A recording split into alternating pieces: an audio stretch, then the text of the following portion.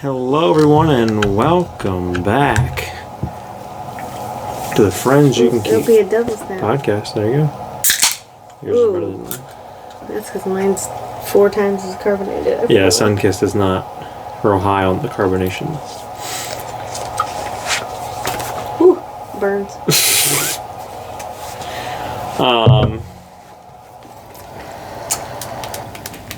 Turn Robin down. Some notes to discuss before we get into the bulk. Very short ones. For our audio listeners, happy 9/11. What do you say here? Because it's Patriots Day. This episode's going out on September 11th, which I didn't realize until... Isn't it Patriots Day? I was writing notes Is that down. what they call it? I thought that was the thing in Boston. Well, no, that's just what they called the day of the Boston bombing. Because that was the name of the movie. Yeah, but I'm pretty sure 9/11 is Patriots Day. I don't know. I don't either. Other sad news. James Earl Jones died. I don't know if you saw that. Oh, you know, I did. Josh Gad. Someone had a picture of him up. Probably. Tons But it was of like people it was a group photo. Yeah. And I didn't read the caption, but like it started off as like clearly someone had passed away. Yeah, tons of people have today. I thought maybe it was him, but I wasn't sure. And I forgot. He was 93, I believe it said. Oh, wow. He was the first black guest on Sesame Street. It's James Earl Jones. Oh, I think We had a trivia question this summer. Yes, we did. I'm like, that came up. Big shock. So you've got actors on Instagram putting up like heartfelt posts. People that have worked with him putting up heartfelt posts. He was a good guy, wasn't he? Yes. The generic sort of like more broad post. What do you think people are using to post? If you think about the career of James Earl Jones. It's either something from Darth Vader or the Bell Atlantic commercial. So Sesame Street had up a picture from his first appearance and a picture from his last appearance, which is very cool. No, it's... remember. What's the exact line? Remember who you are. No. Is it from him as being Mufasa? We are all connected in the great circle of life. Oh, yeah. Because he does a whole speech about... Or whatever that line is. I'm always there, sort of thing. Oh, Simba. I forgot who...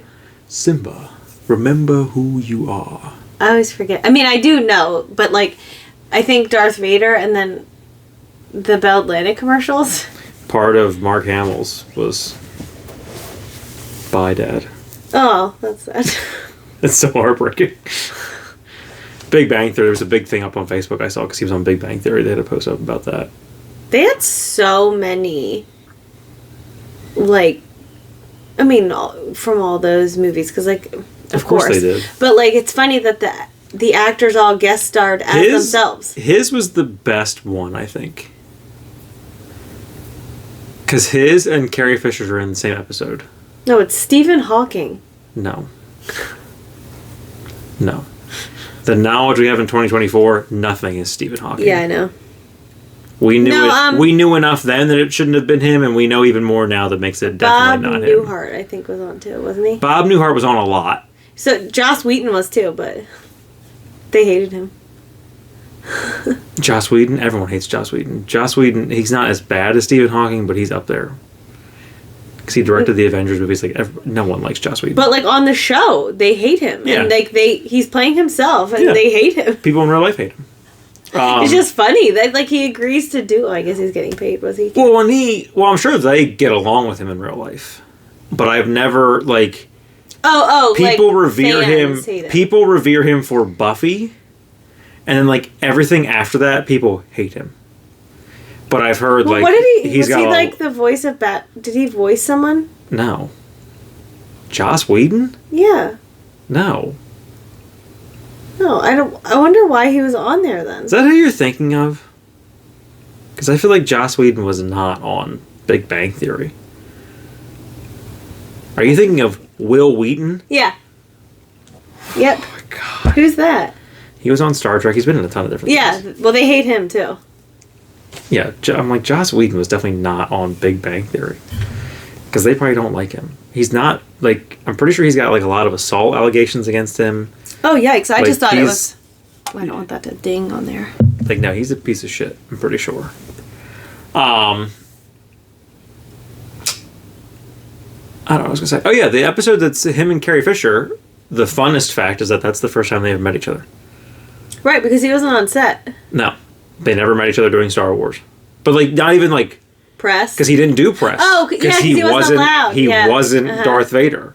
Yeah, but, like, neither did that other guy who was his head. Yeah, but I think that was... No, he was the whole body. Right, David Prowse was the whole body.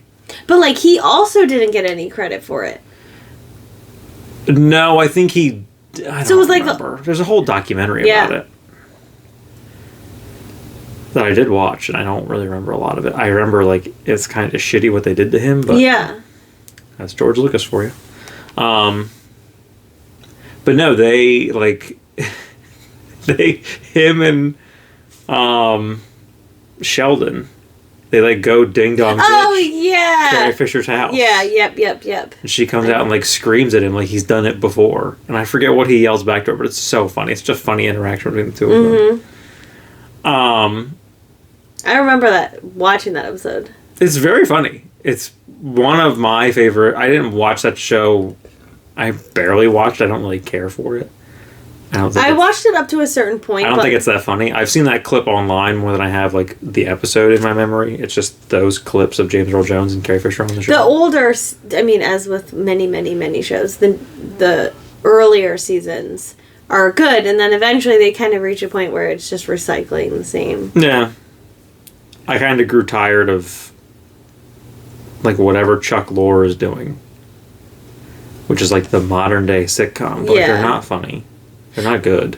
No. Because he did that. Everything on CBS was Chuck Lorre. He did that. He did 2.5 Men. Like, they're like real one-trick ponies where, like, every episode, like, it's very predictable. It was very... But, like, in the beginning, like, it was so funny. What's so weird to me is, like... Because there was a whole conversation... Who was on Conan? James Burrows, who did a lot of Cheers. He directed episodes of Friends. He directed and co-created Cheers, I think. And I'm pretty sure he directed and or co-created Will and Grace. Like, he worked on a lot of good shows that people remember as being very good that were considered sitcoms. But, like, those shows were funny, but also had, like, depth and heart to them. Whereas I feel like outside of the later seasons where what's-his-name's mom dies and stuff, like, Big Bang Theory didn't have that. Well, they only do that because that actress died. I'm aware, but, like, everything else was just, like, the same tired, like, we get it, they're fucking nerds. Jesus Christ. Well, and and that's coming from a nerd. Like, we get it. You're beating a dead horse. I'm sure there were episodes that were, you know, on occasion. And the fact that it spun off into another show, it's like, oh my god. Well, because people love... Well, yeah, like a prequel for Sheldon. Which is weird. Because I wonder... I mean, it's still on, so it must have been... Well, I think it's ending. Because, like, how long can you really do that show? Technically until the first episode of Big Bang Theory. Yeah, but, like... Well, that's getting a spinoff. Young Sheldon?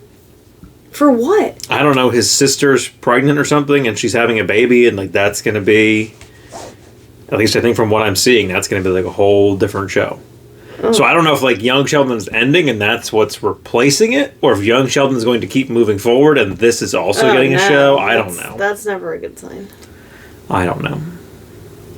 I didn't watch it, so I don't know. I didn't watch... Like I said, I didn't really watch Big Bang Theory, so I had no interest in watching Young Sheldon. Yeah, I didn't. And that show ended because Jim Parsons was like, I don't want to do this anymore. Yeah. Well, he wanted to do, like, more serious roles. He wanted to do anything else.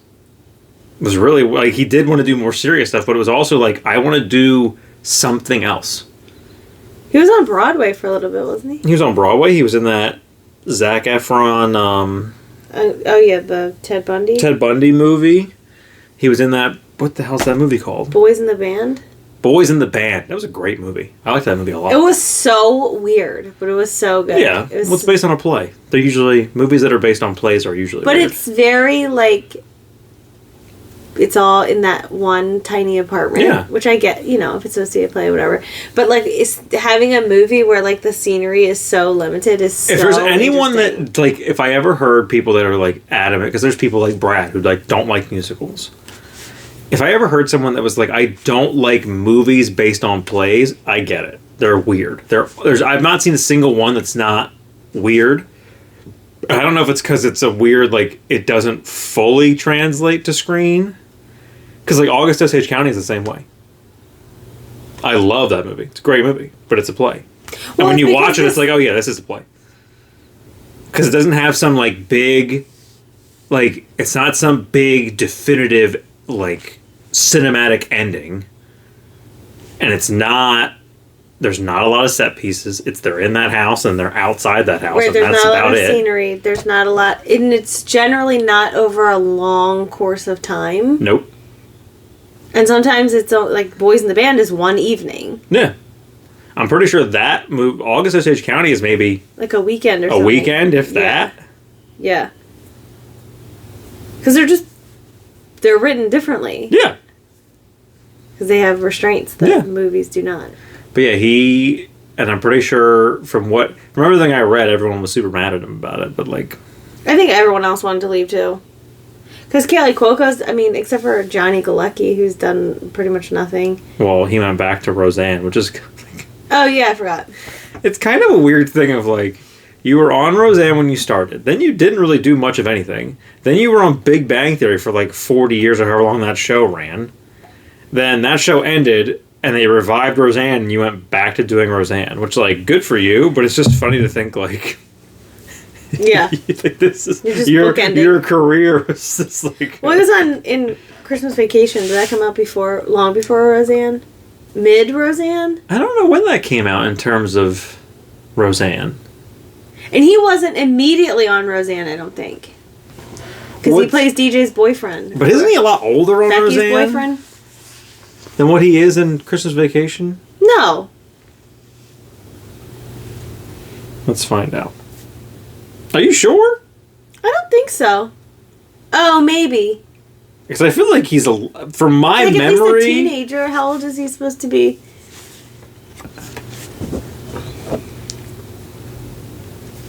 Should I look him up on IMDb? It would probably...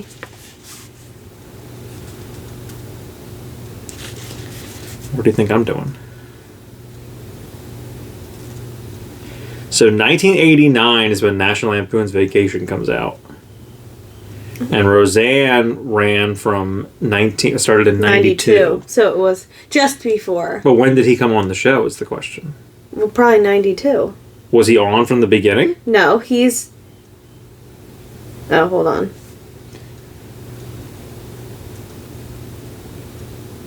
He was in 94 episodes. He might have been. I assumed 1988.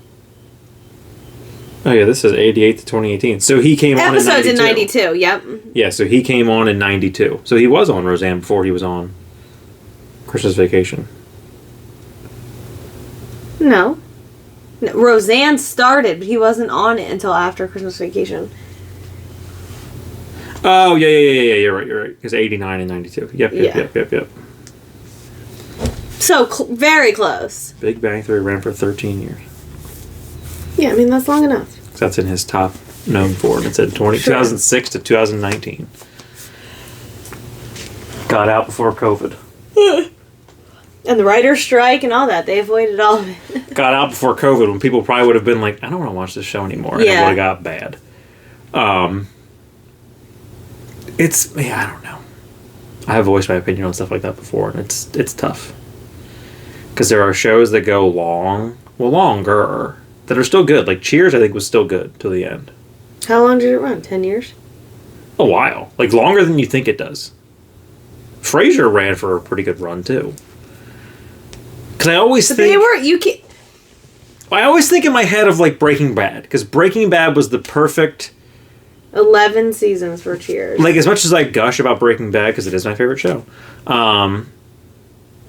like, Vince Gilligan has the right idea. All that, Better Call Saul. Frasier got 11 seasons, too. Yeah, of course it did. Wow. Of course it did. He played Frasier Crane for 22 years. Mm-hmm. That is wild. And now he's playing him again in the revival. Wild. What a one-trick pony. Then for a hot second, he married that Real Housewife. Well, he was also Sideshow Bob. Washington, D.C. He was on that? Yeah, he was also Sideshow Bob. And he did that movie with Kristen Bell. Oh, yeah, something about her dad. That was a good movie. And it's not like a... No. You're not expecting it to win Oscars, but it was... I think it was a straight to Netflix. It was straight to Netflix. It was entertaining. I liked it. But, like, I think of Breaking Bad, where Vince Gilligan was like, I only want to do it for this long.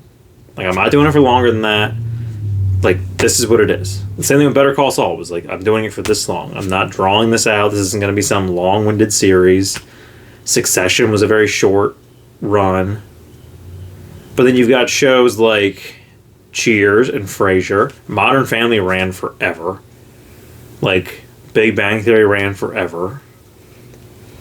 Well, sometimes they... But also, Cheers was in a different time. It's like, it ran for 11 seasons because fans wanted it for 11 seasons. Grey's Anatomy. People don't want that anymore. It's still going, though. ER, I feel like, ran forever. Law and Order has been on since the beginning of television. That doesn't count. Law and Order, all the spinoffs, I feel like, were, like, when you bought the first TV, that show was on the air. Somehow. Like, it feels like that show has just never gone away. 15 seasons of ER. That's wild. How many seasons of Law and Order have there been? The original Law and Order. SVU? No, Law and Order. Oh, the original. 24. Are they still doing Law and Order regular? Or no? Yeah. I didn't know. For some reason, I thought it got canceled. Emmett, are you in the... Here, do you want to come? How many seasons was it? 24? Yeah. Jesus Christ. Come on. Come on. Come on. Spill all these drinks. Join the party. Come on. You know you want to. Come on. Come on. Spill all the drinks when you hop over here and hit the table. There you go. Welcome to the party. Yeah. That was all I had for those two things. Oh, I wanted to share two things that I observed. One was I was watching The Boys. Was this before or after? The show or our children? The show. Okay. The Boys on Amazon Prime. Not a sponsor. With the guy from Gossip Girl. Yes. Yeah, not the guy from You. Crawford. Chase Crawford. Yeah. Who plays the Deep. Yeah, he plays Nate. And, Oh, you really... Oh, what is his name now? I don't remember the guy who plays Billy Butcher. I like him, though. I just don't remember what his name is. But on that show, he came in this... He's in the most recent season. And it's funny, because I've thought it before. I didn't think it as much on The Walking Dead. So I don't know if it's, like, how they have him dressed and stuff in The Boys and, like, done up, but, like... Jeffrey Dean Morgan is really, like, handsome. You mean Javier Bardem? No, I mean Jeffrey Dean Morgan. I mean, obviously. Subsequently, I also mean Javier Bardem. I think Javier is more attractive for some reason, even though, to look at them, they're so similar. I loved Javier Bardem in, Being What are you doing? Being the Ricardos. Was that movie? Yeah. What are you doing? Why are you so weird? Well, that's a great seat. It's a great seat. Are you the new mascot? I don't want videos. I want images. Jeffrey Dean Morgan has a really good jawline.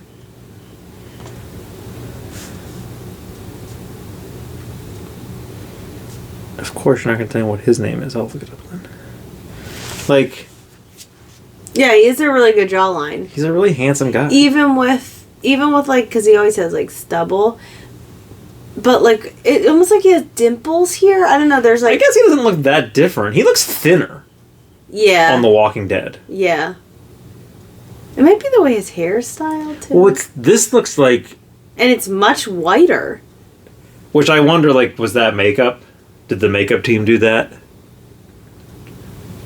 Or Or did he... Because, like, here he looks heavier. Like, did he put on weight after doing The Walking Dead? Or did he... Did he lose weight to do The Walking Dead? Yeah. Because he doesn't look heavy. Like, he looks just like a healthy weight for his size. Like, the reveal of what his role was in the show was wild. Spoiler alert, he's basically Brad Pitt in Fight Club. Oh. Like, and it's multiple episodes. He's talking to, now I gotta look him up. I wonder if your microphone's picking up the fact that he's back there purring. Probably not. What's your if you name, think you hear sir? a phone vibrating, it's not. It's Emmett purring. Carl Urban, that's his name. The guy who plays Billy Butcher. Oh, okay. Carl Urban. Jack Quaid. If you're wondering, yes, it is Dennis Quaid's son. What does he look like? Dennis Quaid? He looks like Dennis Quaid. Yep, sure does. Like a young Dennis Quaid. Yep. I forget who his mom was. Meg Ryan. Wow. When they were married. What a power couple. Gene-wise, I mean. But he's like... Him and Billy Butcher, Jeffrey Dean Morgan's character and Billy Butcher are having interactions for the majority of the season. And then I want to say, like, third to last, the second to last episode. Well, one of the episodes, Jeffrey Dean Morgan's character, Billy, gets, like, cornered in a trailer by one of the bad guys. And then he, like, blacks out. And when he wakes up, the guy is exploded. Like, the trailer is just covered in blood. And the window is, like, blown out. And he was, like, blown on the wall behind it. Oh. And everyone's like... That is not your chair. Everyone is like... What happened? And he's like, I don't... Like, he doesn't really ever answer anybody. And then he's having a private conversation with Jeffrey Dean Morgan. And they're arguing about it. Because the whole point of the show now is... We're getting way too deep in a show I never watched. It's fine. Season 1, you find out Homelander, the main villain, raped Jeffrey Dean Morgan's wife. Ew. And the son that they have is from that, so it's not Carl Urban's actual son. And then she's dead at this point in the show, and he's living with Homelander, and it's this real thing of, like, he likes Billy Butcher because that's who kind of was there to assist in raising him, and is a decent person compared to Homelander. And Homelander is a monster, but it's also, that's my dad, because it is his biological father, technically. So the kid has the Homelander's powers. So there's a big thing of, like, they make something that can kill Homelander, because he's essentially Superman. Like, he can't, but Kryptonite's not really a thing either in this series. But the caveat is, like, if they use it, it will also kill the kid. So then Carl Urban's character is really like, well, I'm not going to kill him because I promised his mom I would take care of him. And then, like, him and Jeffrey Dean Morgan get in this big fight, and then all of a sudden it's just like, who the fuck do you think did that to whatever the fuck the guy's name was in that trailer? And then, like, it's the big reveal that, like, they show scenes where there's other people in the room, and Jeffrey Dean Morgan and Carl Urban are having a conversation. But then they show the scene, and it's just Carl Urban talking to himself. There's nobody there. Because he took the Compound V, I think is what they call it. They made serums to turn regular people into superheroes. Because that's like being a superhero in the show is like a business. Oh. Like the Seven is part of a Vought Enterprises. Like, it's a big thing.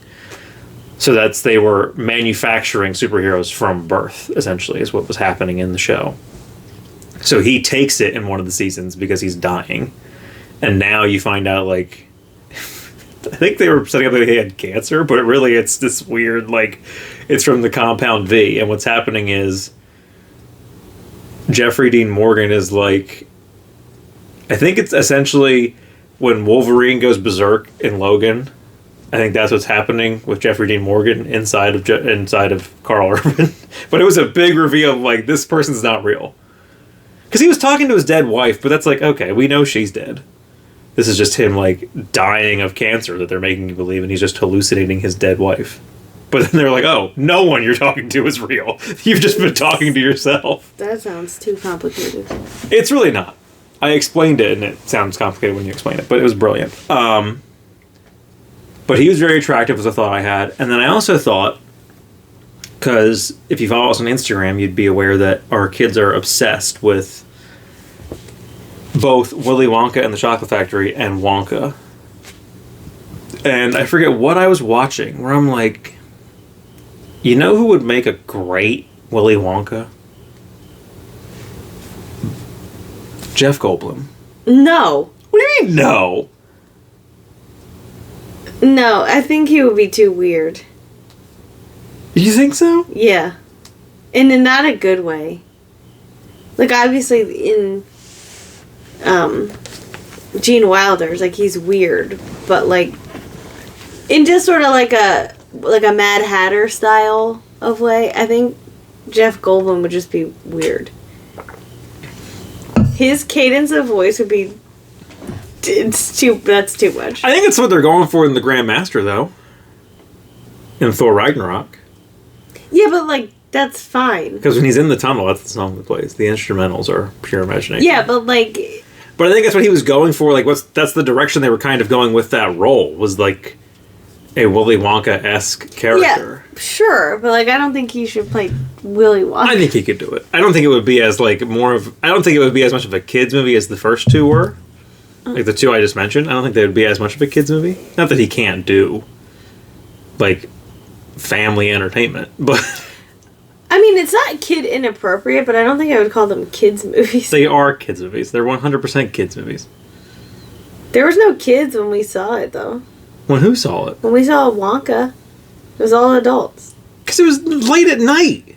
It was? It was like 7 o'clock. It was definitely not 7 o'clock. It was like probably 8, number one. And number two, because Wonka was a thing that, like, people going to see it were seeing it because they loved Willy Wonka and the Chocolate Factory. That's not why I saw it. Because I certainly did not. No, you saw it because everybody else was seeing it. No, I went because I like Timothée Chalamet. I mean, not that I had seen him in anything. When we went as a group. But I did want to see it. Yeah. I don't know. Because you'd like Hugh Grant. That's why you wanted to see it. For sure. I went for Hugh. Even though he played the most terrifying character in the whole movie. His is not scary, though. I turned around on Hugh Grant when I saw him in Paddington, too. Everything before that, I don't really care for Hugh Grant. I'm including Love, Actually. How dare you? I love that movie. He does the same, just like... Yeah. Befuddled British man in every movie he's in. But it gets... And then he did Paddington 2, and it was like, where has this actor been our entire lives? And now he's in that weird one, that horror movie that I showed you. And that he was in... What was that movie where... Isn't someone telling him a story about, like, a murder or something? We saw it. What was it? It was weird. They kill someone in a bar. Murder? They kill a guy in a bar, or they beat a guy up in a bar. The Gentleman?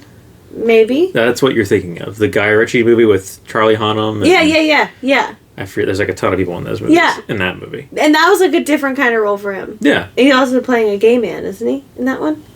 No. Isn't there one where it's revealed that, like... Knives Out, too. Oh, spoiler. He's... Oh, yeah. He's the investigator. He's Craig... oh, yeah. Daniel Craig's boyfriend. Or husband, or whatever. I'm pretty sure they're not married. I think they're boyfriend and boyfriend. What is his character's name in that? I don't know. Oh, fuck. I don't know. That's gonna bug me. I just know it's Daniel Craig. I can't remember what his name is, though. If you said it, I'm like, oh, yeah, but I don't know. I thought, like, if I thought about it for a second, it would come to me, but it's not. I do think it's a funny name. It is a funny name, because it's supposed to be a take on... What's that movie? Oh, The Murder on the Orient Express. It's supposed to be a take on that. And his name is, like, Hercule Poirot, or whatever. Benoit Blanc. Benoit Blanc. There it is. I suspect foul play.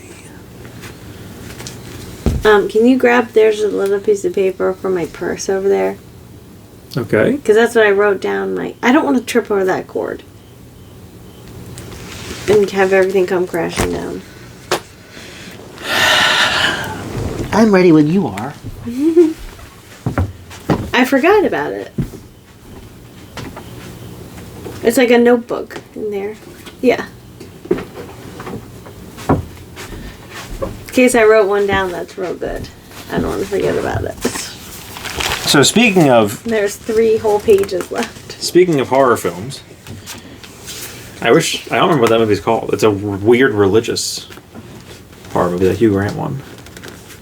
I showed you the trailer for it. I don't remember. I do. There's 2 girls knock on the door. Oh, yeah. And, like, God. Oh, my. Convert him or whatever, and he invites them in for tea. Oh, God, yeah. And it's a maze. And I know it's like a it's like a weird religious word for maze. It's not labyrinth, which would be hysterical, but that's not what it's called. Or no, it's like... So you have to look it up, because now it's going to bug me if we don't say it. Penance? It's like a weird... Heretic? Heretic, there it is. Yeah, they're like Jehovah's Witnesses or whatever, and then he invites them in for tea, and it's actually... Yeah. And I was like, ooh, Hugh Grant's getting terrifying. I would not be watching that. In his later years. Good for him. But speaking of horror movies, I decided, since this will go out on 9/11, and we are approaching the autumn season, which entails the month of October and Halloween, that we would discuss stuff. Because it's not necessarily just movies. But it's really only movies and TV shows. Like, I don't know what else to put. I had some other things, like music and things I watch on YouTube more this time of year than I do other times of year. Okay. So, media, content, if you will. Yeah. Anything. That we will be watching during the autumn season. And I thought it would be fun to not only tell people what we're watching, but also to make the list, because there's times... I feel like we do it at Halloween time and Christmas time every year. Oh, we gotta watch this, and then we never do. And then for some reason it comes up again, like when the season is over, and then we're like, oh, we never watched this movie, and then we don't. Oh, like Hocus Pocus 2? They came out like 3 years ago. Oh yeah, we didn't watch Hocus Pocus 2. I forgot about that. And Wednesday is another one. Yeah. The series. I watched The Addams Family as a kid. I'll watch the movies, but like I don't need to watch that. It sounded really good. It looked really good. Everyone says it's so good. I did want to watch it, but I'm also like, I don't know. Like, do I really care enough? I have so many other shows that I'm so backed up on. That, like, yeah, Halloween stuff's not really. And I don't want to commit. Like, I don't know if they're doing more seasons. I don't want to commit to another show at this point. I don't think so. Like, I'll just watch the movies. The only reason I wanted to watch the show was to see Luis Guzman as... And who is it? Ortega? Jenna Ortega. Yeah, I was like... She seems incredible. Who's the mom? I don't remember. Catherine Zeta-Jones? Is it her? I don't know. I'm pretty sure it's Luis... What's the mom's name? Morticia. I'm pretty sure it's Luis... I know it's Luis Guzman as Gomez. And then I'm pretty sure it's... what's her name that I just said? Catherine Zeta-Jones. I'm not used to saying her name because what has she done recently? Chicago. I think she's Morticia. I think. Or is it Salma Hayek? It's not Salma Hayek. I would remember if it was Salma Hayek. I would have watched the show by now if it was Salma Hayek. But anyway, these are things we actually will watch. Yeah. So do you have it broken down by like... Well, I just did movies and then TV shows? Yeah, or is it just like, because here's a bunch of stuff? No, I did divide it because I wanted to see... I don't know why I divided it. I think because I mean, it makes sense. I'll write them down divided. I didn't write anything down yet. These are all just coming off the dome. So. Well, you don't have to write any down then. I'm going to. Because I'm going to add mine. Well, this is stuff that I would just watch.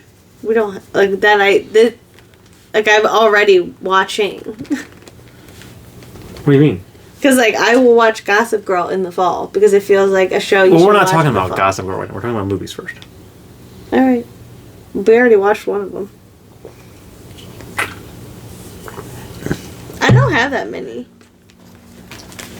Because I'm not going with, like, yeah, we all know you watch Hocus Pocus in the fall. Yeah, but you still got to put it on the list. No, I could take it or leave it, though. I don't have to watch Hocus Pocus. Well, if we're going to watch the second one, we have to watch the first one. So I'll just start off right up the top. Hocus Pocus and Hocus Pocus 2. Now, here's a question for you while we're on the topic of Disney Halloween. Another movie I could take or leave. Are you watching Halloween Town? No. That's a... Or any of the, like, 40 sequels they did for that movie? I didn't watch... That must have come out... I watched it when it was on TV. I wonder if it came out... I did too. I don't know if it was brand new when I watched it, but I watched it on TV, and I did not watch any of the sequels. No, I don't think I saw any of the sequels. Maybe I saw the second one. Maybe. The main guy and the main girl are married in real life now. Like, they reconnected. Yes, I do recall that. So it came out in 2001? That tracks. No, 1998. Yeah. Okay, so I would have been in middle school. So it was still in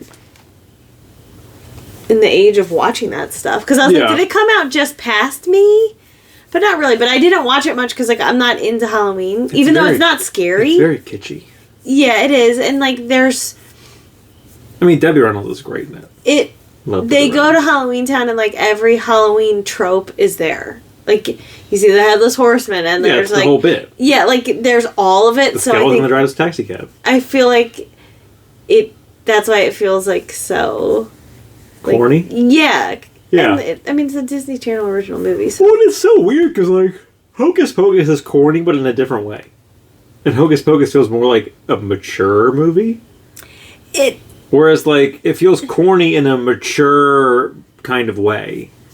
Whereas, like, Halloween Town feels corny in, like, a very corny kids kind of way. Yeah, and, like, oh, here's all the things kids like about Halloween. Like, literally every single one that we can think of. It's all right here in this movie.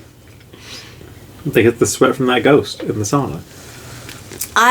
So, it's a controversial take, but I think in terms of, like, older witchy movies, I'm watching Practical Magic. I've never seen Practical Magic. Oh my god. Do you know the premise? Vaguely. It's Sandra Bullock and Nicole Kidman. I know who's in it, yes. And they do, like, a love spell when they're young. Or something. Yeah. And then they're older, and Sandra Bullock is now... Her husband is dead. Yes. So they do, like, a spell to fall in love. She falls in love. This guy dies. Oh. And then there's, like... They do this, like, weird seance thing, and they kill the guy, and they bury him in the backyard. There's tons of stuff happening. And then they, like, conjure up this guy, and Sandra Bullock falls in love with him. But it's just... It's a witchy movie, but it's by no means, like, scary. I put it on the list. But, like, it's similar where, like, they're known in town as the Witchy Sisters, and... Speaking of movies with dead people in them, I don't know if it's on your list or not, and I probably wouldn't have thought of it until you said that. Death Becomes Her. I don't know that I've ever seen it. You haven't? I don't think so. It's fantastic. Right? I have movies on here that also aren't Halloween movies. We're going to watch it. You know the premise of that one, right? She's haunting her husband's new wife? False. So it's Meryl Streep. Yeah, and... Goldie Hawn and Bruce Willis. Yeah. Meryl Streep and Goldie Hawn are aging actresses. And they find a woman who has a, like, potion that will keep you young. Oh. But you have to keep taking it. I forget what the caveat is. But, like, the two of them are, and her husband, Bruce Willis, is a plastic surgeon, I believe. Okay. And he's married to... He's either married to Goldie Hawn and having an affair with Meryl Streep, or he's married to Meryl Streep and having an affair with Goldie Hawn. I think he's married to Goldie Hawn. Oh, it's been a while since I've seen it, forgive me. It's very good, though. But essentially, the two of them are immortal. Oh. Like, there's a scene where... That's why, like, her head is backwards? Goldie Hawn's head is backwards, yeah. and then... Like, Meryl Streep's arm or something is... When one of them has a big hole in the middle of their body, because they just blow a hole in her. It gets very, like, Looney Tunes-y kind of in the middle there, but it's still very good. Very funny. It's a very I would good watch movie. it. I would watch it. What else do you have on there? Go-Go. For movies? What? Coco. Oh, you don't even say Go-Go is what I thought. I'm like, what the Coco. fuck is Go-Go? Coco. Coco is a good one.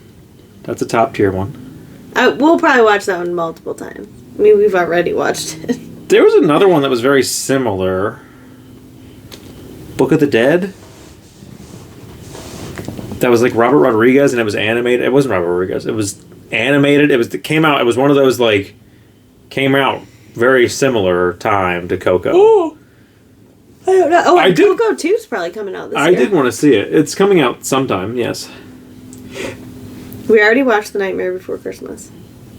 We'll probably watch it again though. Yeah.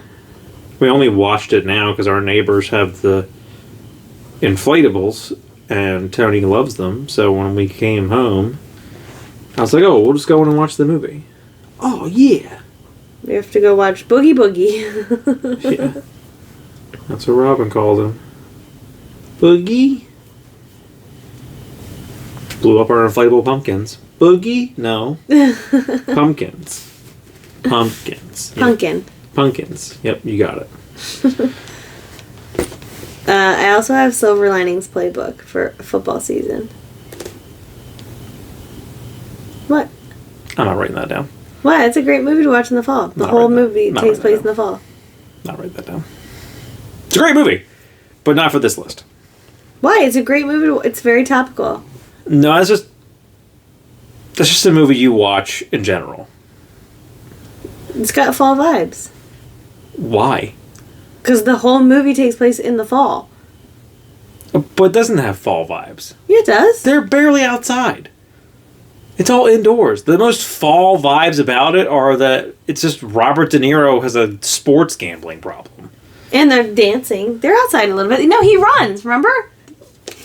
Yeah, but you're not seeing like a bunch of yellow and green tree, like a bunch of yellow and orange trees. Like it's not, the aesthetic is not fall. The aesthetic is rain. It's dreary because it's Philadelphia. It gives me good fall. It's a nice fall mood. Okay. And I had Practical Magic and Planes, Trains, and Automobiles. Because it's for Thanksgiving, so it's not Christmas. We're not at Thanksgiving yet. Yeah, we are. It's in we're there. Not. If we were at Thanksgiving, I would be putting Fantastic Mr. Fox on this list. Well, that you could also watch that one all fall. I have all Wes Anderson movies because they all have a fall filter on them. I was cutting this off at Halloween. Like post Halloween is a different it's Christmas movies. Genre of movies. Christmas. No, so. I say autumn movies, but this is more your Halloween movies. Your autumn movies are November. What am I watching for autumn? What the heck is an autumn movie? There isn't one. Planes, Trains, and Automobiles. That's Thanksgiving. When does Thanksgiving take place? In when do you think? When do you think of the colors of autumn? Now. No. Now it is black, orange, not green. yet. It's September. It's not time for Halloween yet. Well, September is still summer. For 2 more weeks. Yeah, and you know what it is? Orange, black, green, white. No. Yeah. Then November 1st is when it's Christmas. Your oranges, your reds. It's Christmas. No, it's not. November 1st is Christmas. No. I'll start watching Christmas movies now. Robin's birthday is when Christmas starts. Black Friday. Well, his birthday is before Thanksgiving this year, so. Yeah, but he was born on Black Friday. Like, the year he was born. So that's what we just constituted as. Take your birthday travels. It's always Black Friday. But I think all of Wes Anderson's movies feel like they're set in the fall. Not all of them. You're thinking of Fantastic Mr. Fox. The Grand Budapest. I don't know why. I'm pretty sure there's snow in the majority of the Grand Budapest. Oh, really? Yes. You're thinking of Fantastic Mr. Fox. You're thinking of Rushmore. You kind of get away with. You're thinking of what's that? The Royal Tenenbaums, probably. Moonrise Kingdom. Royal Tenenbaums can have. I can see that. They're wearing tracksuits. I can see that aesthetic. Yes. And the it's French not. Dispatch. It's not winter. French Dispatch has no vibe to me that's specific to a time of year. We need to watch it again because I did not like it the first time around, and I can't. What about The Life Aquatic? That feels like winter. That feels like summer. But they're bundled up. It's all water. Yeah, but they're bundled up, aren't they? On the boat? Yeah, because you're underwater. They're wearing like water gear because they're in the Life Aquatic with Steve Zissou. Yeah, but I thought they were wearing like winter stuff. Yeah, but they wouldn't be in the water then because the water would be frozen. I don't know. I didn't like that one, so I enjoyed it. I've enjoyed Asteroid City has big. They're in the desert, but that's got kind of. It's just I think it's the filter he has on his movies. It all has that like it's the color scheme. It's all that. Yeah. Moonrise Kingdom. Beige. Moonrise Kingdom's a good one. It's the color scheme he uses. That's why when you watch Jojo Rabbit, you're like, is this a Wes Anderson movie? Because it has like big Wes Anderson vibes. Yeah, I didn't like that movie. I liked it. I liked it a lot. I did not like it. I liked it a lot. It was weird. Taika Waititi is in there offering that kid cigarettes. And the kid's like, stop offering me cigarettes. And I also have A Simple Favor. This is kind of creepy. Okay, I would give you that because it is a thriller. And Gone Girl, same thing. I would give you those because they are... I think it's the end of summer when she leaves. See, Gone Girl to me has very winter vibes. It's not. Because the color scheme of that movie, though. Yeah. The color scheme. It's very gray. It's like the movie Insomnia. With Pacino and De Niro. Yeah, Or Pacino and Robin Williams. Yeah. But I'm pretty sure, because she goes to that, like, camp, and they're laying by the pool, but she's wearing long sleeves. Yeah. But she's trying to give the illusion that... Because she hits herself in the face with the hammer. Yeah. She's trying to give the illusion that she's, like, battered. That's not the worst part of that movie. It's not, but it's bad. But A Simple Favor is definitely... I'm trying to think of movies... Well, this isn't a list for both of us, but I'm definitely putting the Jordan Peele trilogy. Because I'm not watching horror movies. So, A Simple Favor and Gone Girl are probably as scary We're going to watch Nope. I don't want to. You're going to like Nope. You liked Get Out, and you will not watch Us again. No, I did not like it. Yes, it was you did. Terrifying. You liked it. It was so disturbing. It was great. I loved that movie. I mean, Us was disturbing, but... Us was so good. It was mostly just suspense, and then there's like a little scary at the end. Us which was mostly so suspense, good. which is fine. Us was scary. You mean Get Out was suspense Get and Out, scary yeah. at the end. Yes. And Us was scary from start to finish. Us was so Too good. much blood. Us was so good. You were bordering on, like, gratuitous. I don't think so. It's only that one scene that has it. No, it's not. There's a whole bunch of times where people are just killing each other. When that family starts to go crazy. Like, no one's dead except for Tim Heidecker and that Scientology lady from Handmaid's Tale. That whole family dies in the middle of the movie. Spoiler alert. But, like, outside of that, there's not really any other, like, gratuitously bloody scenes in that movie. I don't know, maybe... There's a lot of chasing happening. Yeah, maybe. And there's a lot of, like, fighting and chasing, but, like, the only people who die in that movie are that family. And they die. That scene is just... Yeah, which, I mean, like... I don't really care for Tim Heidecker or Elizabeth Moss, so I'm like, I'm not really sad about that. I didn't mind him in Bridesmaids. But I guess you could also... He's in Bridesmaids for all of, like, 20 minutes. And then... But I don't get the allure of Tim and Eric. I don't get the allure of, like, anything Who is he did. Tim Heidecker. What does he look like? He was... I think he was Maya Rudolph's husband in Bridesmaids. Oh. I'm pretty sure that's who he played in that movie. You would know, if you saw him, you would know him to see him. That's how scary that scene was. I don't even remember anyone who's in it. Well, he's in it before that scene. You see him before that. They introduced the character, so you're not just, like, rolling up all these people who are about to get murdered.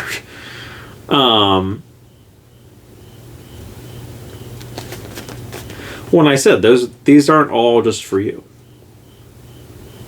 Or for us. Some of these are just for me. Like Dawn of the Dead. I'll definitely watch that again. Oh, that guy. Yeah, that guy.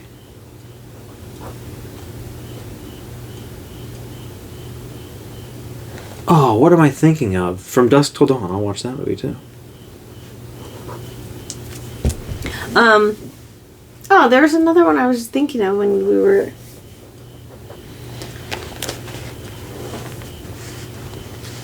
When you said about that one, I was like, oh, you could also watch this because it's creepy. Oh, when you...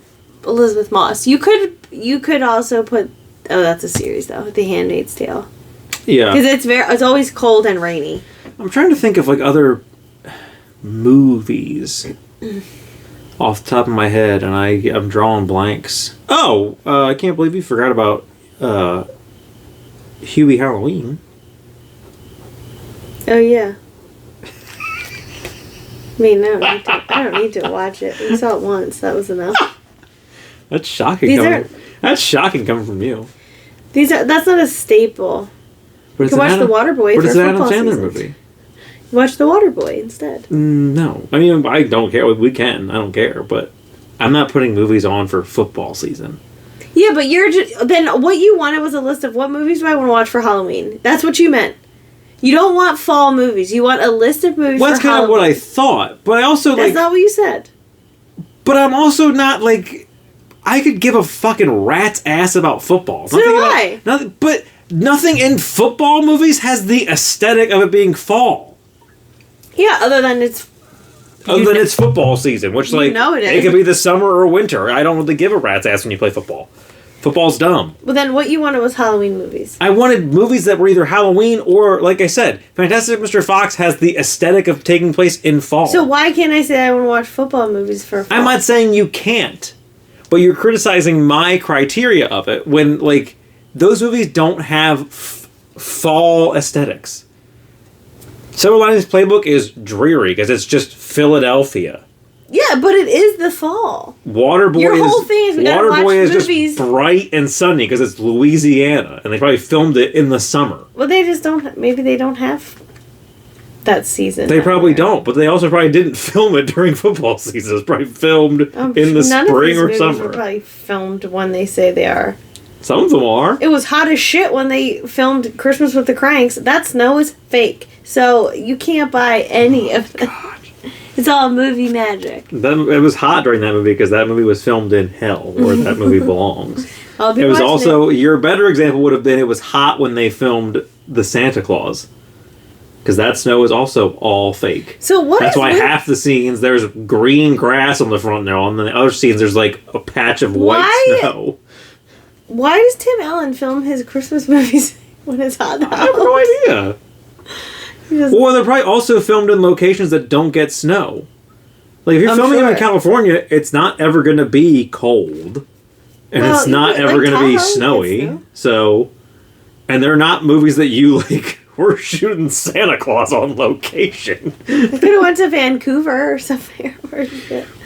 Well, this was before that was the cool thing to do, was film movies in Canada. Now they would definitely have filmed that movie in Canada. But, maybe not Tim Allen. He might not be allowed to go to I don't know if he can cross the border. Yeah. Yeah, I'm really blanking on... Well, my other tough thing is with movies, and thinking of, like, thinking more narrowly to Halloween movies, was in my mind, I'm like, oh, there's movies I should watch that I haven't watched before. But I don't know that I want to watch them by myself, or if I want to watch them, like, with Jason. Because I thought, like, Alien, because I've never seen Alien. I'm not watching that again. That's a once in a lifetime. I've never seen Predator. Neither have I. I'm trying to think of other ones. I think I saw the original Nightmare on Elm Street. I think. And I think I've seen the original Friday the 13th. I have not seen the original Halloween. I haven't seen any of them. I do want to watch that. I'm putting that on here. Again, these aren't all for just you and I. These are some. That's a definite. Yeah. Well, the old, like the originals, aren't really that scary. Oh, Psycho. In the Bates Motel. I do kind of want to watch the Bates Motel. Is that... That's the prequel series. Like, I do sort of want to watch both of them, I guess. But I'm scared that it will be too much. I think you would enjoy the movie. I don't know, but I didn't watch Bates Motel, so I don't know. I think you would enjoy the movie Psycho because it is not gory. And you don't see a whole lot, because that was the point. Yeah. And it's the same with, like, the Halloween. Yeah. Like, the Freddy Krueger. All of them. Like, you didn't see... Yeah. I think with the exception of Texas Chainsaw Massacre. We can watch Jaws again. That's not... That's a summer movie. It's a horror movie. It's the scariest movie I've ever seen. It's a thriller. Because it's the fear of the unknown, because you don't see it. You do, remember? No. You see the blood in the water in that opening scene, but you don't see... No, you don't see the shark until they're, like, midway through. You get that weird, like... But even then, you don't only see... It's just its eyes. You don't see the shark until the end when yeah. What's-His-Name dies, when he bites the boat in half. That's the only time you see the, like, shark. Did you know that the Jaws ride in Universal, when it was there, that a man fell out of the boat and, like, had an encounter with the shark in the water? I mean, it's an animatronic thing. But, like, he fell in to it, and it, like, as it was... I'd be dead. I saw, like, a TikTok video, and then they had, like, a bunch of... Because it's this woman who does, like... What is it when you have water phobia? I don't know. It's so weird. But, like, where you have fear of deep water. Yes. And she shows, like, all this, like, scary stuff, because she's, like, doing immersion therapy for herself, so she shares it on TikTok. And she has a picture of this thing on, like... whatever contraption moves it with no water in front of it.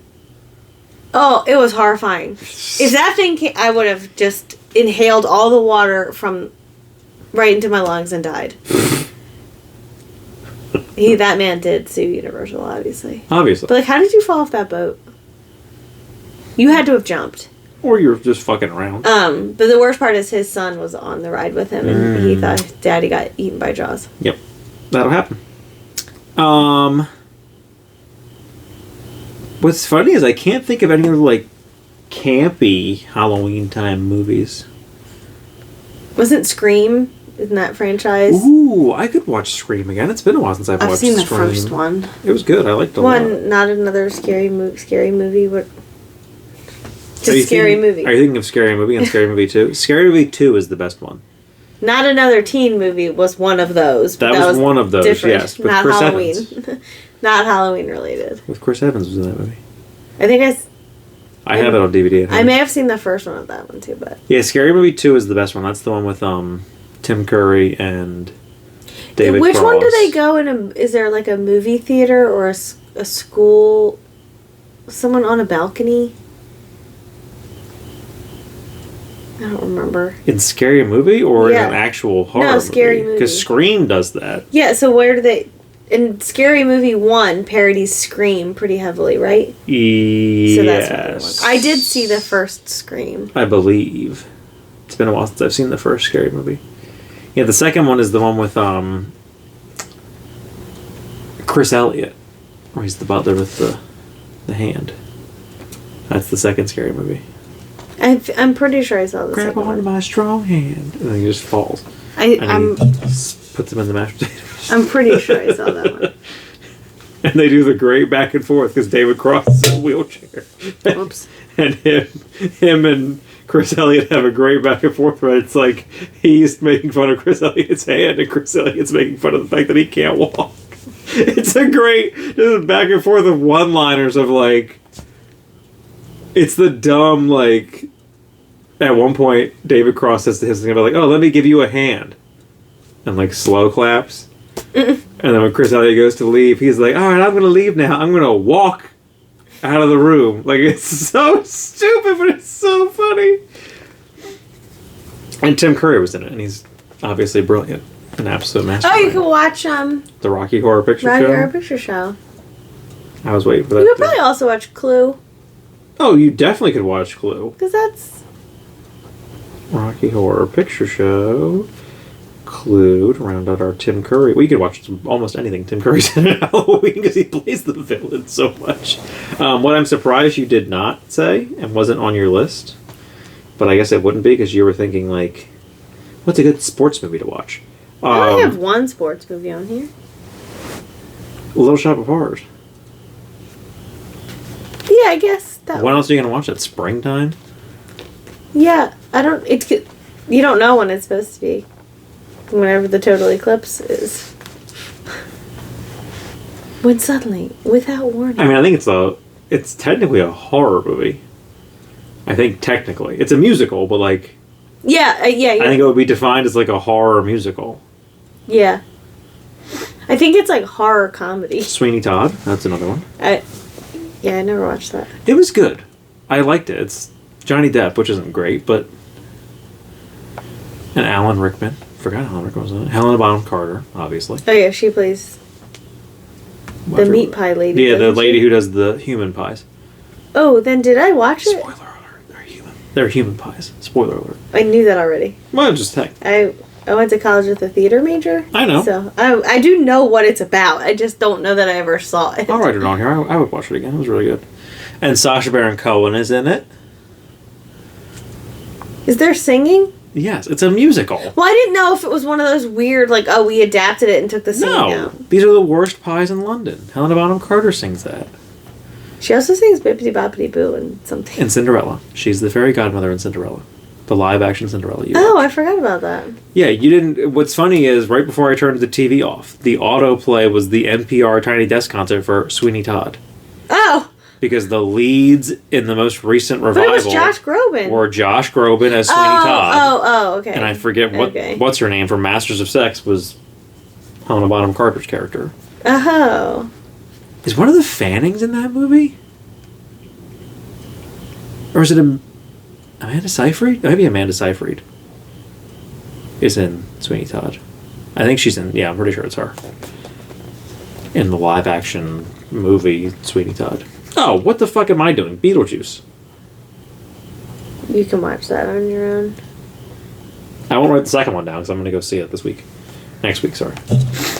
Beetlejuice. Made a ton of money opening weekend. I'm sure. One of the highest of the year. Because it's Michael Keaton again. I think because it's Tim Burton, it's Michael Keaton, it's Winona Ryder. It's like a full-blown... Like, you brought so many people back. It's not a remake. It's and it looked good. It's a full second. And it looked good. It wasn't one of these legacy sequels where it's like, oh, you just made this for money. Like it... And there's been so many interviews recently where Tim Burton said, like, when it was approached to do it, like, I was not making this just for the sake of making money. Like, if I was going to do it, I was going to do it right. And it's a whole separate storyline. And Michael Keaton talking about, like, he wasn't in the first one a lot. So, like, I don't want you to make a sequel. And I'm like, I'm in the whole movie. Yeah. Wall to wall me. Like, that's not how this should work. Well, we can move on to TV shows, I guess. Since I have quite a few movies written down. None of these are shows you're going to want to watch. Well, I said these aren't just I only have 3, because TV shows you don't really watch as many. Like, if you're going to watch the whole thing. Well, you'd have to do more like a limited series kind of thing. Or like, I only watched like a handful of episodes. I do have one on here that we will watch a episode. But I'll get to that when we get to it. I'll let you go first. Well, I like to watch Gilmore Girls in the fall. And I like to watch Gossip Girl in the fall. So, shows with girl in the title. And you watching Girls in the fall? Nah. I tried to rewatch that again just to see, like... Because I remember liking the first and second seasons, and I wanted to rewatch where Marnie gets married. And then where eventually I tried watching it... gets pregnant, but... I tried watching it because you watched it, and I got through... It gets really weird at some point. Did I get through season 3? I forget how far I got, and then I got to a point where I'm like, this is fucking unbearable. I can't watch this anymore. It was... And I'm like, you can't say it. Well, you can and you can't. She's a weird person. Because if you say you didn't like it because of Lena Dunham, then, oh, you're being fat phobic, and you're shaming, and you're this and that. But then there's other people who are like, Lena Dunham's a piece of shit, so I don't know. Because I didn't care. She's nude all the time in that movie. That show. It was one of those things, like, I don't care that you're naked because you're heavier. Like, my grievance is not that you're naked because of the way you look. It's, like, very inorganic. My grievance is that you're naked all the time. Yeah, like, for no reason. The second people walk into your apartment, you're nude. And it's like, why? Put fucking clothes on. Yeah, it was... And, like, I'm not a prude. I'm not trying to say, like... No. It was just... It was weird because, like, her character isn't... Or at least I never got the impression, like... She's not, like, a weird feminist where it's, like...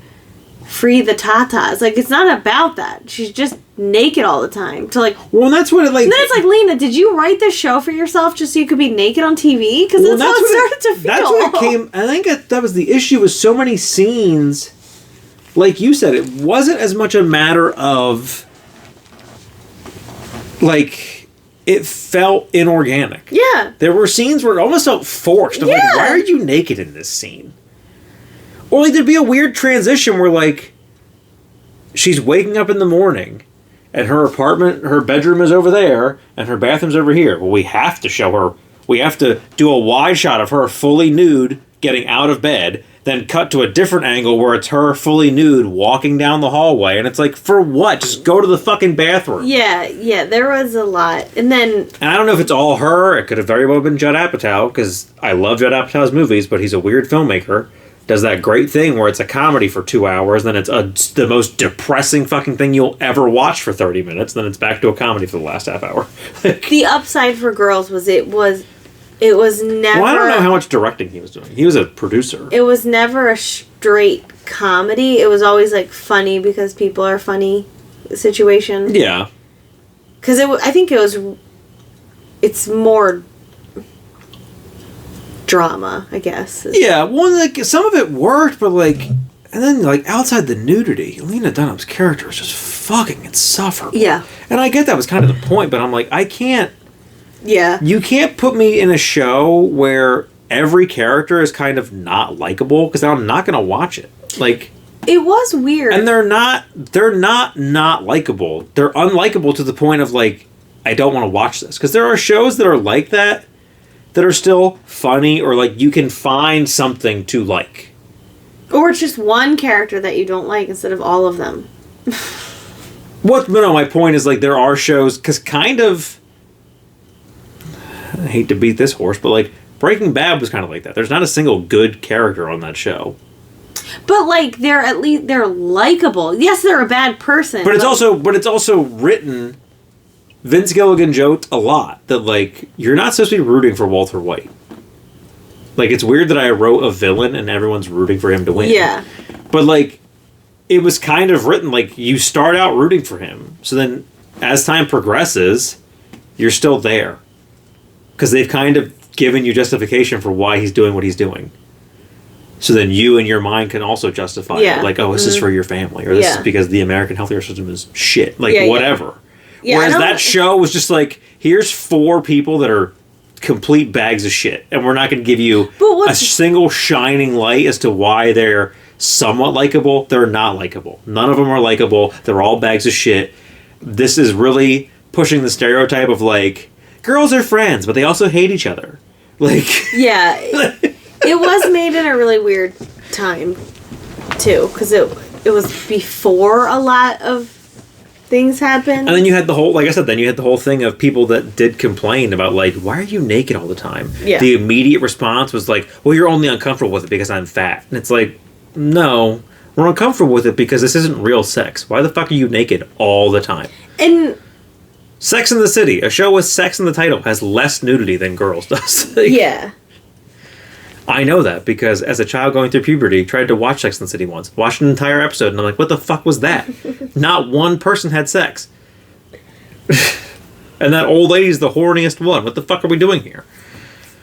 I think they're only supposed to be, like, in their mid-40s. They're the same age. That's the big joke. They are the same age as the Golden Girls. Well,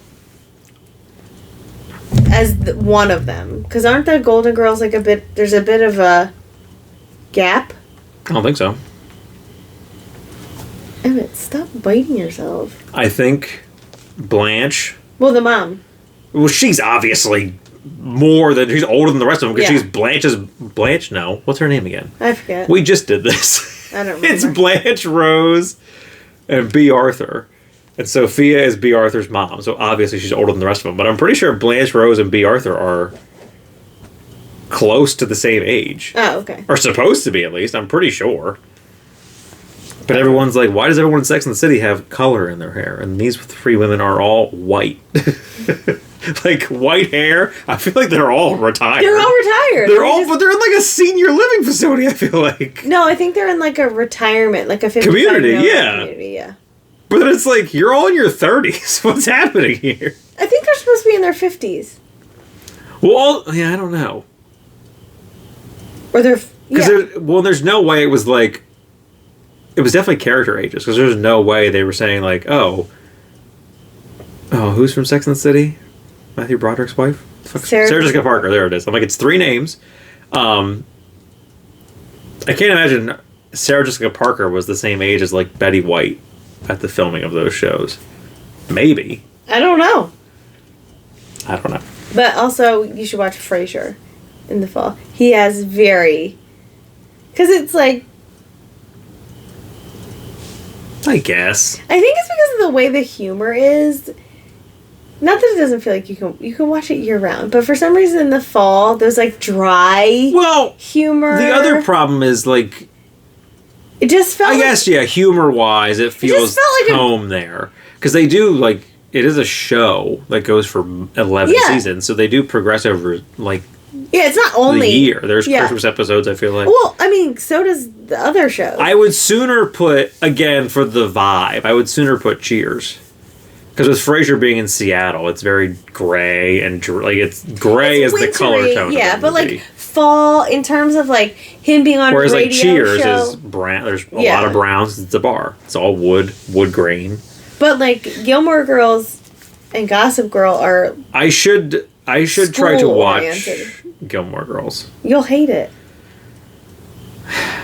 Because what you hate about it is how fast she talks, and she talks fast from beginning to end. But I don't know, because I've only seen episodes, and I've seen, like, 5th season. Like, whatever episodes I'm seeing are not. So, like, I don't know if I watched it from the beginning, because it's the same people who did The Marvelous Mrs. Maisel, and I loved that show. Maisel was so Gilmore good. Girls is a great show. And like it's the same people, and like there's lots of people. I don't know that I've ever met someone else who doesn't like Gilmore Girls. And maybe you've only ever seen like clips because like. Well, I have because Lorelai's not because the episodes I've seen, I'm like, I see whatever snippet of it, I'm like, I can't watch this. Lorelai's not in every second of every episode. Like. There's also too much. Like, the episodes that I've seen, I don't know. They give off the vibe of, like, you're not mother and daughter. You two are definitely dating. Like, that's the vibe this gives off. The episodes I've seen, the clips that I've seen. You're just being gross. I'm not being gross. It's not. No, at no point am I thinking, like, when are these two gonna fuck? Like, I'm not looking at it that way. But it's not. No. If you watch from the very beginning, you might. That's what I'm saying. If I watched it, if I had context for the things I'm seeing. Because Lorelai was a teen mom, so like they're not that far off in age. Because I think she was supposed to have. That's my point. Like She doesn't look that much older. So like, that's kind of my point. Is like I don't have context for this. So when I'm seeing clips of it, I'm not going in knowing like, oh, this is a mother-daughter situation. Like to me, you don't look that different in age, so I just assume like you're two women living together. Obviously, with what the aesthetic of this show looks like, you're lesbians because that gives off a very lesbian vibe. That she's show. in love with Luke. And James Gunn brothers in it. And yeah, he plays the most hated character in the entire town. Melissa McCarthy is in it. Mm-hmm. I love the guy who plays her dad. And the mom. Sure. She's the mom from Dirty Dancing. Yes. But she's in something else. But again, the clips I've seen, she's a real snarky bitch. Yeah. And they kind of make him a bit more redeemable. No, but she's one of those like you love to hate her. They're loaded. So she's just a very like high society old lady. So I guess I'm writing it down. I'm going to watch it. You have committed to watching one episode and seeing how it goes. We're going to watch Midnight Mass. I don't want to watch it. You've committed to one episode. I didn't. You did. You did. You said you would watch the first episode. I don't recall ever. You did. You agreed. Maybe not on camera, but you have agreed in multiple conversations that you would watch the first episode, and if you liked it, you would watch the entire 8 episodes or whatever it is with me. That's too many. But if you didn't, then that was fine. But I wanted one episode and go from there.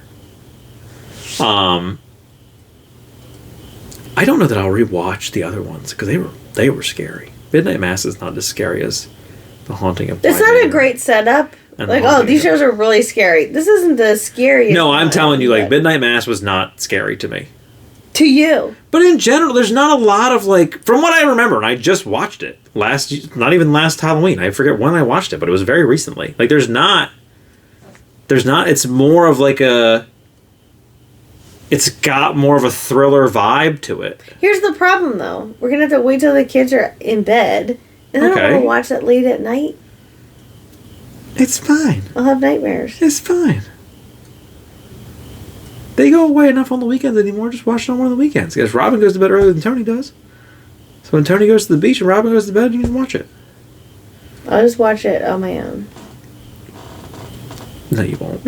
I'll just say I watched it. I know you will. I'm not watching it. We'll watch it. Because what we'll do is, we'll watch that, and then you just watch like a quick 5-minute video on YouTube. Yes, it will. Work. Yes, it will. You'll be fine. No, that I'm telling you, Midnight Mass was not... There, it's more of a thriller element than... Because the other ones are horror. This one I would put in the thriller category. It's more of a thriller element to it than it is. Because you're not... The stuff that happens in the early episodes, you don't see anything. And like the stuff that happens in the later episodes, if you're seeing it, it's not like aggressive. Like it's there. It's more... It's done kind of in more of a cinematic way than it is like a horror movie kind of way. Okay. But Bly Manor and Hill House were scary.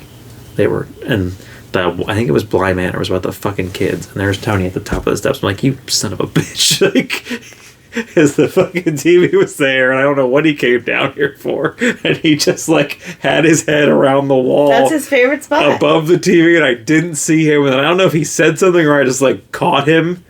Eventually, like, if I saw him finally, and I was just like, Jesus Christ, like, he's scared. You probably scared him. I think he did run upstairs. You were upstairs. You were up there, though. He probably came down, he heard the TV, came looking for me, and... No, he was, because it wasn't bedtime. I don't think it was bedtime. I think you guys were just upstairs. Because I was like, I'll put it on, and then if he comes down, I'll just turn it off. So he was probably... But I'm 99% certain it was not bedtime. Like, you guys were just up there. You were putting laundry away or whatever you were doing, and he was up there with you. And I'm like, I'll put it on, because then if he comes down, I'll just turn it off. So I think I might have been, like, I had it on when you came home with him. Robin was born at that point, I think. Like, I got home from work. You were picking the boys up. I started it. You guys got home. I turned it off. You went upstairs after dinner. I turned it back on. Oh. That's what it was. Maybe we were putting Robin to bed? I don't know. That's what it was. You guys were upstairs. And then I feel like I turned it off and I went upstairs. And I forget what he said. And I'm like, it's not a big deal, buddy. I'm like, you scared me. I'm like, I did what I did because you startled me. I didn't see you there. And then all of a sudden you were just there. Like, you appeared out of nowhere. I didn't explain to him, like, the show I'm watching is about, like, kids that are dead and, like, are possessing somebody else. No, that's a no. That's an immediate no. Well, they're not. They don't show the kids dying. Like, no. I just don't like that. It was I forget what the backstory is. One of their parents killed them. I forget what happens. And, like, they possess one of the adults currently. It's a whole thing. You should watch Changeling if you want to watch a creepy kids movie. With Angelina Jolie. Yeah, I know who's in it. Where, like, her son... There's other movies that he did that I wanted... Hush was one of them that's going to be streaming somewhere soon. Because that was a big deal that, like, I don't think you can watch it anywhere. The guy who did all those shows, Midnight Mass and all those shows, I forget what his name is off the top of my head. Oh, what was the other one he just did? The Fall of the House of Usher. That one was good. You wouldn't like that one either, but that one was good. It was based on Edgar Allan Poe stuff. Oh, yeah, no. The one-off episode I have is the Halloween episode of Boy Meets World. Oh, it's so scary. It was very scary. I mean, it's not. Like, it is. When you watch it as an adult, you're like, this is not scary. Yeah. When I watched it as a kid when it was on TV. Oh my god, I was so scared. Oh my god, it was the most scary thing I've ever seen as a child. Mm-hmm. And I would watch it whenever it was on TV, and I'm like, fuck you, why is this so scary? And then what was weird was it was so scary to me, but then I would go to school and all I wanted was for the power to go out. We should find Are You Afraid of the Dark? Ooh, I wonder if it's on Paramount Plus. I don't want to watch it. Why not? I remember when I was young enough that I needed a babysitter, but old enough to be watching, Nick at Night or whatever it was on. Yeah. Snick? I think it was on Snick. Yeah. And Jason would babysit me, and then I would, beg him to watch it, but then he would have to, sit next to me and hold my hand. And he's like, do you want to watch this or not? Yeah. And I'm like, turn it off. Put it back on. Turn it off. Put it back on. Meanwhile, he's putting on Dark Crystal. This movie's so fucking scary. And his 4-year-old nephew's like, where's the scary part, you pussy? It's like, I shit myself when I first saw this movie, and we're all like, at what? Tony literally kept asking him, what was the scary part? It already happened. Oh. When does it get scary? It did already. Tony sat that entire movie and asked, every time a new scene started, when's the scary part? We're like, it already happened. It was the opening scene of the movie. And 5 minutes later, when does it get scary? Yeah, it already did. Is this the scary part? We just told you 4 times already. It already happened. Meanwhile, a kid watched Twister and thought it was the scariest movie he's ever Oh my god. I mean, we turned it off. He didn't watch the whole thing. But... No, we had to turn it off because he was like... And it was it was the first. It was the beginning of no, it wasn't when the dad gets sucked into the Twister. It was the beginning of the... It was when they're in the pickup truck and go into the farm ditch. Yeah. And go into that little bridge. Yeah, he was horrified. He was not having it. He also didn't like the Muppets from Outer Space. That's why I was like, I really want to watch Jumanji, but I don't know that he can handle. But he loved Jumanji. And he's also over a year older now. Yeah, but I still don't think he could handle Twister. No, I wouldn't choke him again. It was so weird. Because it's so weird that, we did notice there's a big differentiation between, scary animated things and scary live action things. Yes. Because Twister horrified him. But then, those Halloween episodes of Big City Greens are pretty scary. Yeah. Because they're just parodies of horror movies. And, Nightmare Before Christmas is creepy. But he was fine with all of those. But live action stuff, he was not having any of it. And he knows it's not real. And even when you said, But then I don't know with Jumanji, because he's also that super weird kid that, I kind of was, where, yes, he has a very vivid imagination. But, you go to see Bluey live, and he's like, oh yeah, the people behind him that, are doing the puppet stuff. Right. He had there was no facade at all of, oh, that was actually Bluey and Bingo. Yeah, they're puppets. Immediately, oh, they're puppets. I mean, he was excited about the fact that they were puppets. He still loved it. But, you're asking him about it, and we didn't offer up, oh, they're puppeteers. He's like, oh, the people that were back there, moving the sticks and stuff. And it's okay. Yeah, he can very easily So I don't know, when he saw Jumanji, is he also oh, those animals are not real? that stampede is not real. Maybe. Or, I mean, he doesn't care for thunderstorms, so it might have just been that Twister, he doesn't like weather things. Well, in the whole movie, the majority of Jumanji, fine. I didn't think he would have any problem with, any of it, really. What I thought he would have a problem with, and he didn't, was when Alan gets sucked into the game at the very beginning of the movie. And he was watching. Yeah, he was watching intently. Did not care. Did not care. He didn't like the Gonzo. Is that Muppets from Outer Space? Muppets from Space is, yes, where they figure out, Gonzo's origin story. Yeah, he didn't care for that one. I don't know what it was. It has a weird, It's weird, but there's no, It's not scary. It's not scary. No. I think the sound, the music in that movie also are like kind of sci-fi. I gotta add that to the movies. I don't know why that made me think of it. Scooby-Doo and Scooby-Doo 2. Monsters Unleashed. Are they Halloween movies? I never saw them.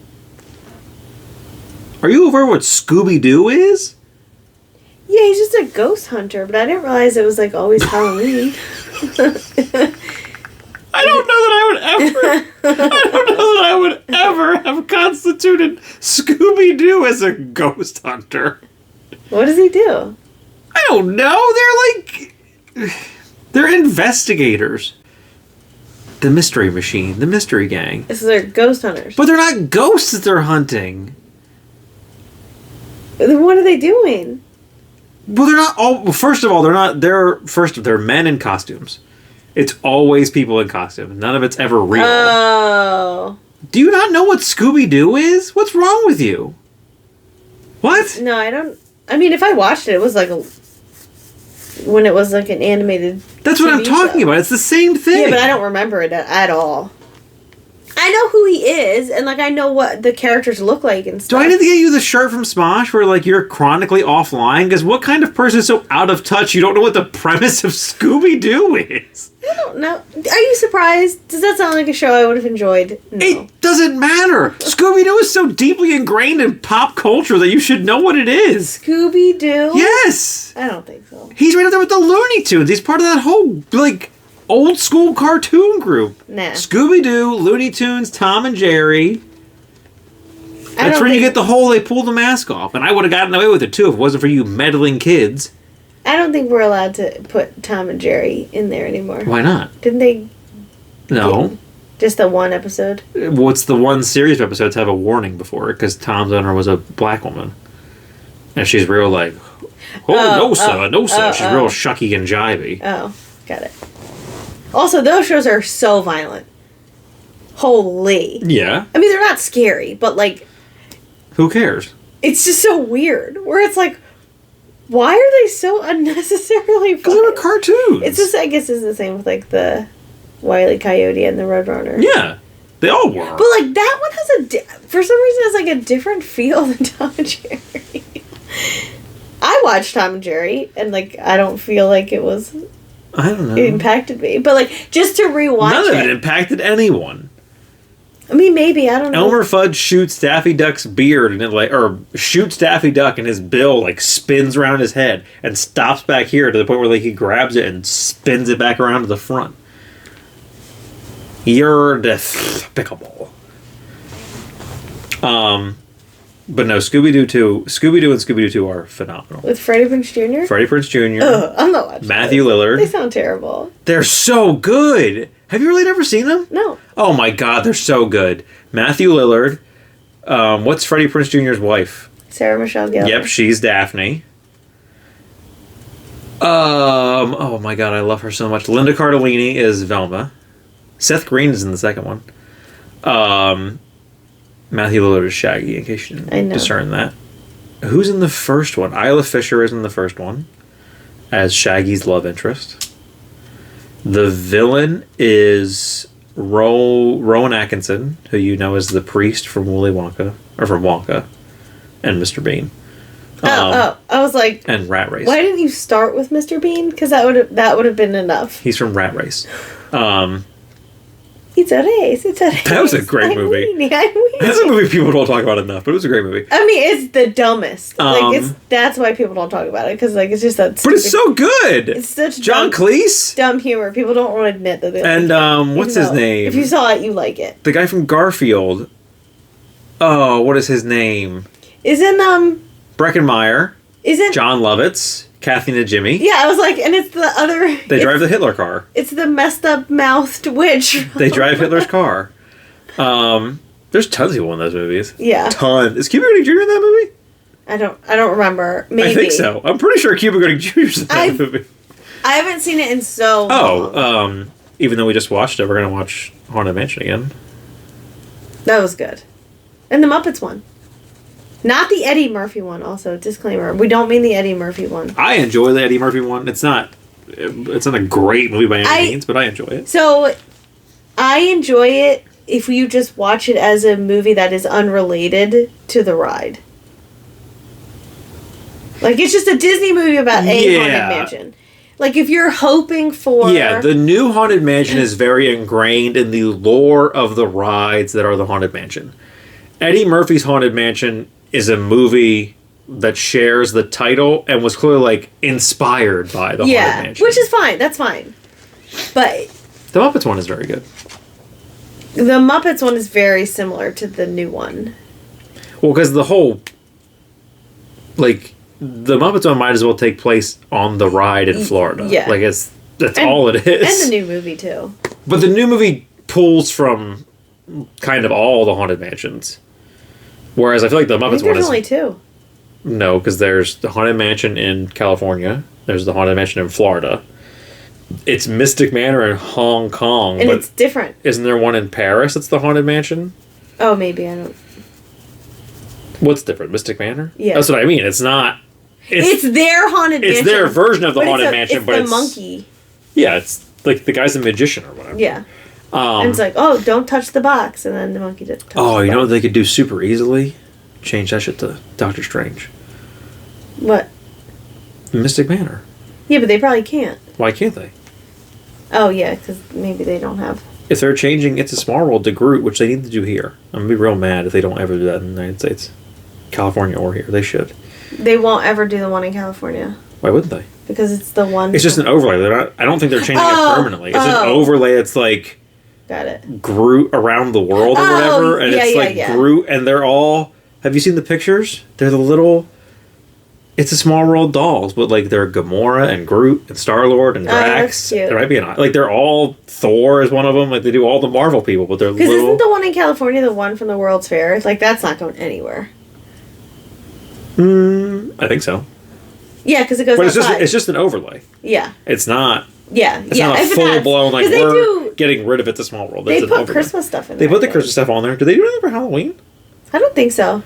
I mean, you could easily. I think the only thing that gets a Halloween overlay is the Haunted Mansion in California. Yeah, for Nightmare Before Christmas. Which is more of a Christmas overlay than it is a Halloween overlay. What? Oh, yeah, so maybe it's not. I think they start it. Oh, no, they probably don't. It's probably after Halloween. It's closed all summer. Yeah. It might reopen. No, because I think at Halloween they want it as a regular Haunted Mansion. No, it's closed. It's closed for months. So that's the big complaint. Is that like the... So then maybe during Halloween season it is Nightmare Before Christmas. Yeah. Because you're not going to have that closed on Halloween. Yeah, that's what I'm thinking. Yeah, so it could be. But, again, most people... I think Disneyland is more local. Well, and it's funny, too, though, that, like... And I guess because... I don't know. Because they do that shit in Disney World overnight. Yeah, but they take out... They have to take stuff out and bring whole new pieces in. Yeah, but still, like... Why does it take you so long? I don't know. Because, like I said, Haunted, like, they do that shit... We should watch and see how different it is, so you could see. Well, there's a whole documentary, I think, about it on Disney Plus. Well, I think it's part of that series where they do, like, the decorations. They do a whole thing about redoing the ride in California. But yeah, it's an overlay for Groot. I don't know if it's, like, for why they're doing it. I don't know, but... It's kind of weird, like, out of nowhere, but... Maybe... I mean, it looks adorable. Maybe in terms of, like, rights and things. But why is it an overlay? Like, that insinuates that, like, you would be doing it for Christmas, or, like, it's a seasonal thing. Not just like, oh, we felt like doing this, so we're going to just do this one-off overlay on this thing. You would think you would do that over the summer to bring people in. It's weird. Or maybe they're doing it now to bring people in. I also wrote Treehouse of Horror.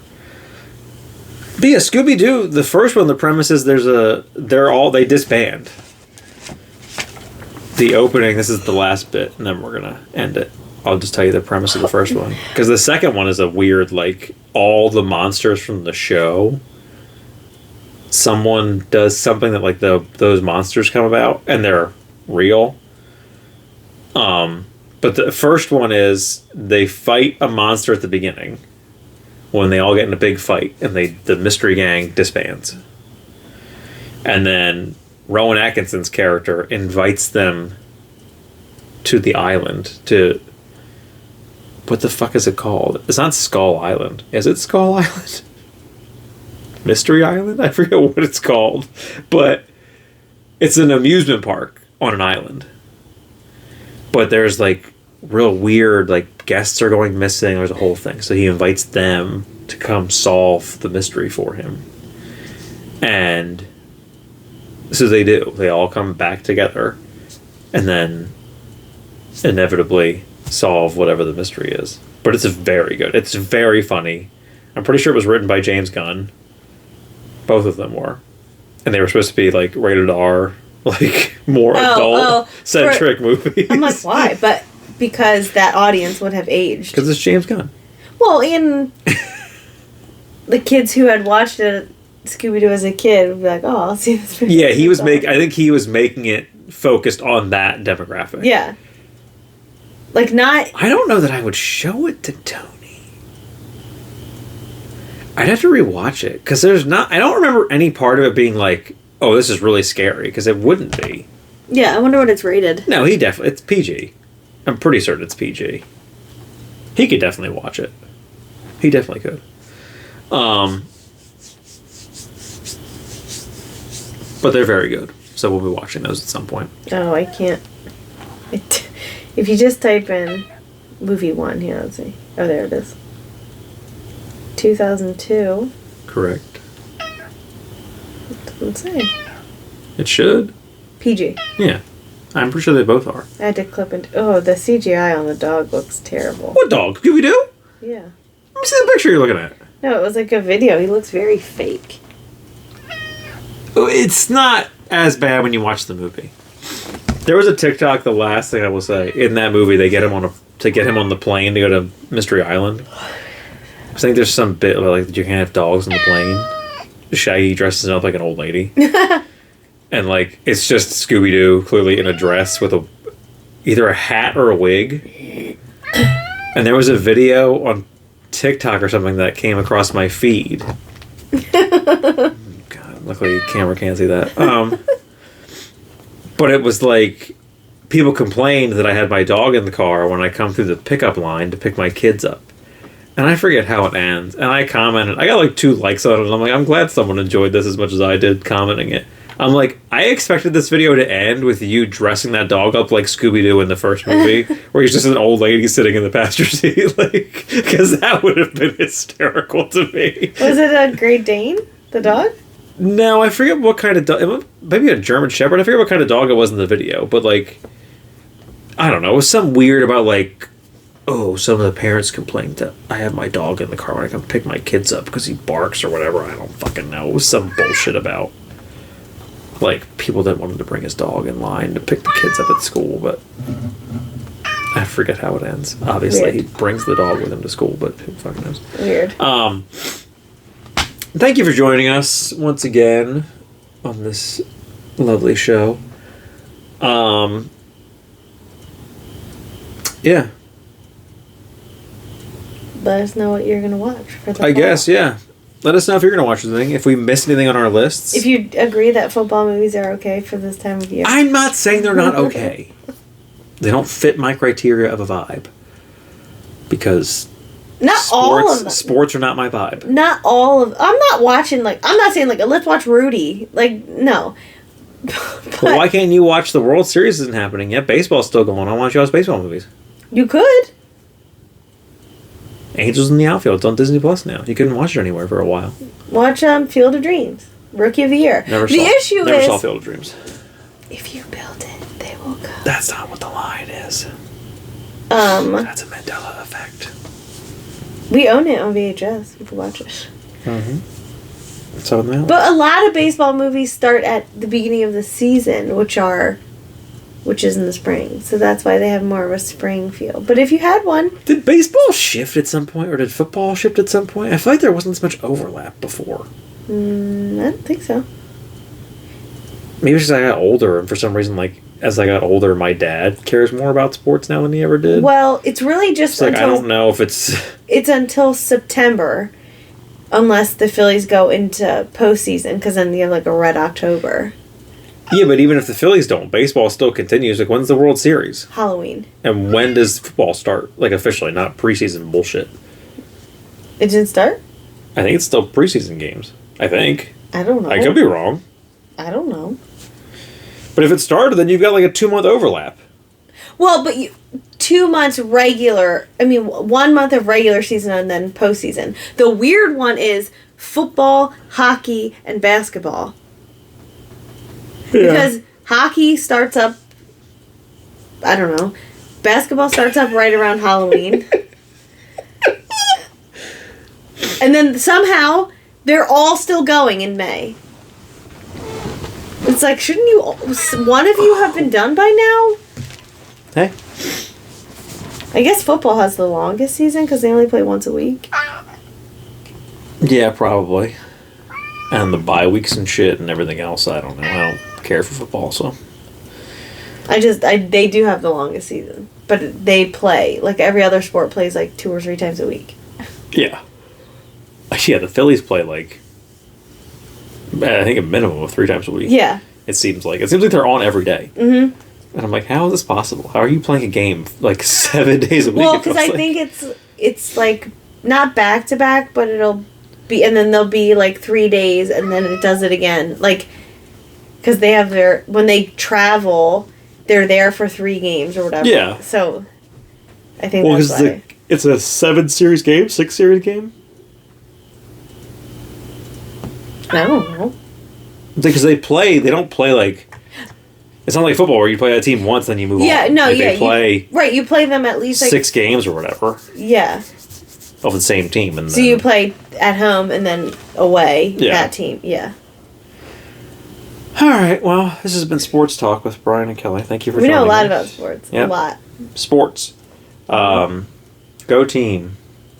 I did see John Cena had a great thing that was the word team in capital letters. And then the dot in the A, so it was like box letters. The dot in the A and the in between the legs of the A was blue. And it was like, there's the I in team. It's right in the A-hole. That's funny. So stupid. Well, thank you for joining us. Like and subscribe on YouTube if you're listening to this. Rate and subscribe. Comment. If you're only listening, you missed our surprise guest. Yeah. If you're listening on Apple Music or Spotify, make sure your automatic downloads are turned on. Make sure you're subscribed first, then turn your automatic downloads on. It does not take up a lot of storage, and it helps us greatly. But yeah, YouTube, like, comment, and subscribe. Turn your notification bell on so you know when we have new episodes out. And outside of that, I guess we're going to record Thursday. I guess. We'll see you guys next week.